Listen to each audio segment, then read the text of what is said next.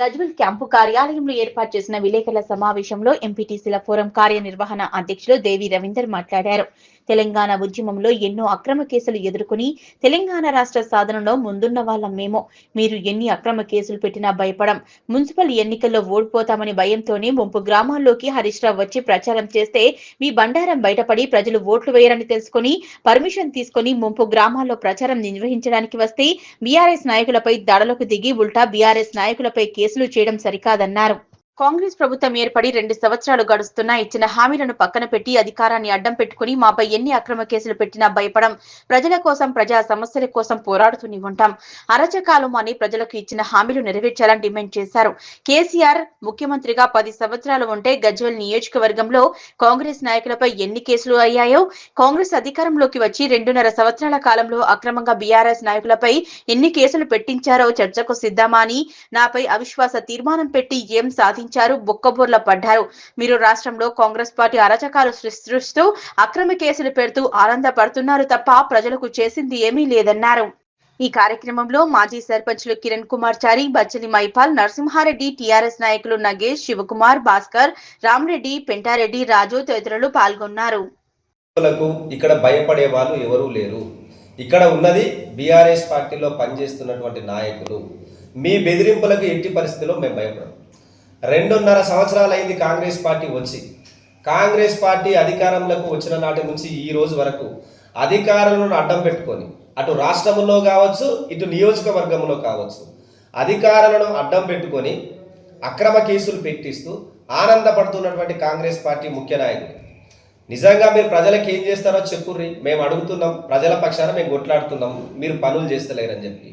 మీరు ప్రజలలోకి వెళ్ళి పనులు చేసి మాట్లాడండి. ఎన్ని రోజులు అక్రమ కేసులు పెట్టిస్తారు?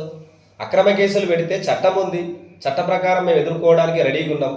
రాజ్యం మీ చేతిలో ఉందని చెప్పి అక్రమ కేసులు పెడుతున్నారు కావచ్చు, కానీ డాక్టర్ బాబాసాహెబ్ అంబేద్కర్ గారి రాజ్యాంగం మా చేతిలో ఉంది. ఆ రాజ్యాంగం ద్వారా మీ అక్రమ కేసుల్ని ఏ విధంగా ఎదుర్కోవాలో బీఆర్ఎస్ పార్టీ నాయకులకు తెలుసు. నేనేం చెప్పదలుచుకున్నా అంటే కాంగ్రెస్ పార్టీ నాయకులకు నేను ముందే చెప్పిన, గజ్వేల్లో ముచ్చటగా 3వ బీఆర్ఎస్ జెండా ఎగరబోతుంది అని చెప్పినాం. నీ చిల్లర చేష్టలతోనే 1-2 సీట్లు గెలిచినవేమో R&R కాలనీలో హరీష్ అన్నది మీటింగ్ పెట్టనీయకుండా. కానీ గజ్వేల్ మున్సిపల్లో ముచ్చటగా 3వ బీఆర్ఎస్ జెండా ఎగిరింది. నువ్వు అధికారులను అడ్డం పెట్టుకొని ఎన్ని అక్రమాలకు పాల్పడ్డా, ఎన్ని బెదిరింపులకు పాల్పడ్డా, ఎన్ని అక్రమ కేసులు పెట్టినా కానీ మున్సిపల్ ప్రజలు బీఆర్ఎస్ పార్టీకి ఓటేసి అధికార పీఠాన్ని కట్టబెట్టారు. అది కేసీఆర్ గారి మీద ఉన్నటువంటి నమ్మకం, హరీష్ రావు గారి మీద ఉన్నటువంటి నమ్మకం, బీఆర్ఎస్ పార్టీ మీద ఉన్నటువంటి నమ్మకం. నిజంగా ప్రజల చేత మంచి చేసి మన్నలు పొందాల తప్పే ఇట్లాంటి అక్రమ కేసులు పెట్టి మీరు బెదిరించాలనుకుంటే ఇక్కడ భయపడే వాళ్ళు ఎవరూ లేరు. రాజ్యం ఇంకో 2.5 సంవత్సరాలు నీ చేతిలో ఉంటుంది కావచ్చు, తర్వాత మిగతా వాళ్లకు అవకాశం వస్తుంది.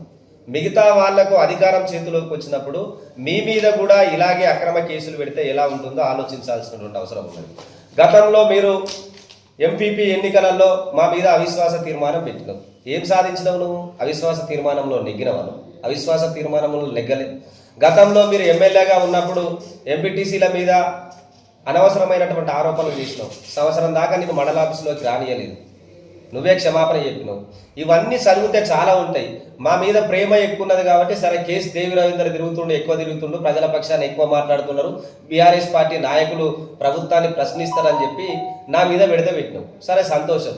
కానీ ఏం తెలియనటువంటి అక్కడ లేనటువంటి మా వాళ్ళ మీద కేసులు పెట్టిండు.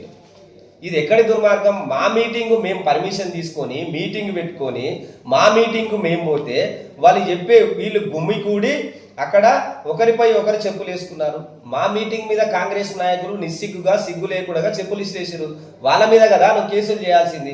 కేవలం 5-10 మంది మీద చేసినావు. అక్కడ 50 మంది గుండాలను తాగి వచ్చి అల్లరి చేసారు. 50 మంది మీద నువ్వు కేసులు కట్టాలి కదా.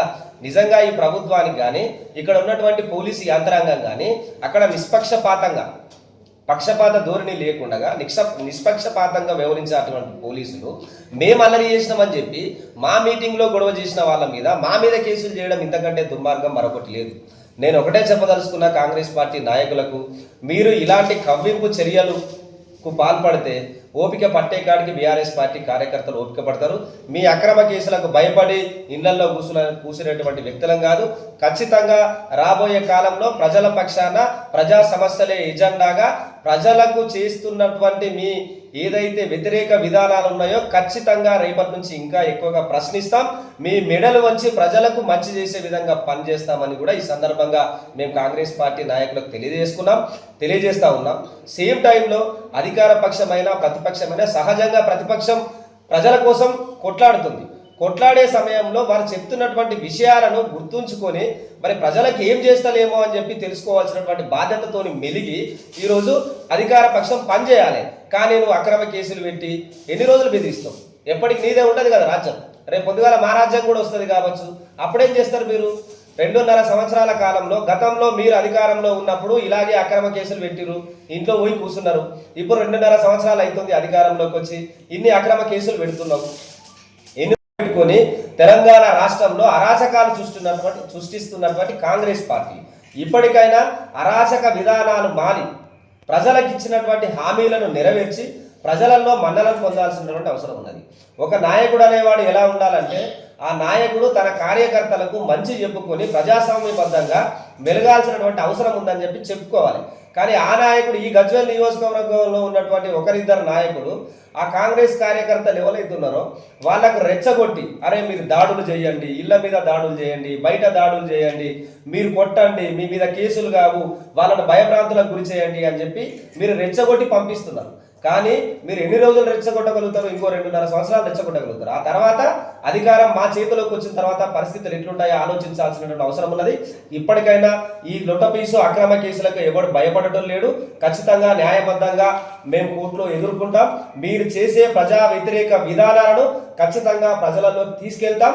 భవిష్యత్తులో మిమ్మల్ని మీరు చేస్తున్నటువంటి తప్పులను ప్రజలు తెలుసుకునే విధంగా, ప్రజలకు తెలిసే విధంగా మిమ్మల్ని నడి రోడ్లో ప్రజలు మీరు చేస్తున్నటువంటి అప్రజాస్వామిక విధానాలను ఎండగడుతూ రోడ్ల మీద ఉరికించేటువంటి రోజులు ఖచ్చితంగా వస్తాయి.